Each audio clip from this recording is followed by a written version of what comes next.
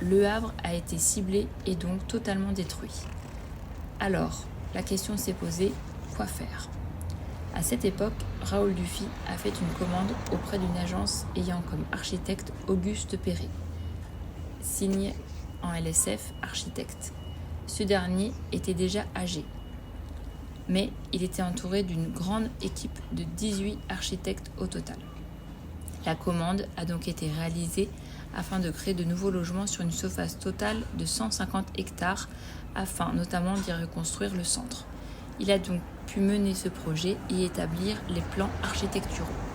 2 points centraux dans son projet. Premièrement, l'utilisation du béton, car très facile à utiliser et peu cher. C'est pourquoi le béton a été utilisé dans ce projet. Deuxièmement, Perret standardise les bâtiments selon une trame de 6,24 mètres. En effet, en termes de mesure, c'est une taille parfaite pour l'utilisation du béton, ni trop grand, ni trop petit. Si c'est trop grand, les colonnes pourraient s'affaisser. Il faut que ce soit solide, bien entendu. D'où ce chiffre précis de 6,24 mètres. Cela peut être divisé par 2 ou par 3 en fonction des écarts. Par exemple, pour la pose de fenêtres, le calcul est assez aisé.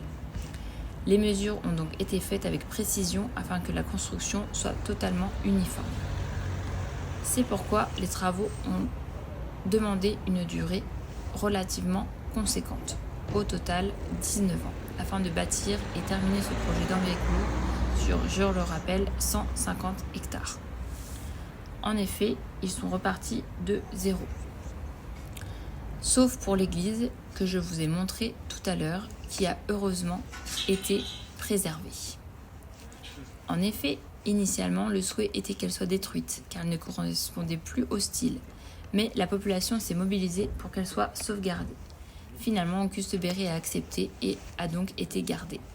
Un point également important a été de garder la rue de Paris, mais en décalage avec la rue initiale. En effet, elle permet d'accéder facilement au centre-ville ainsi qu'à la mer.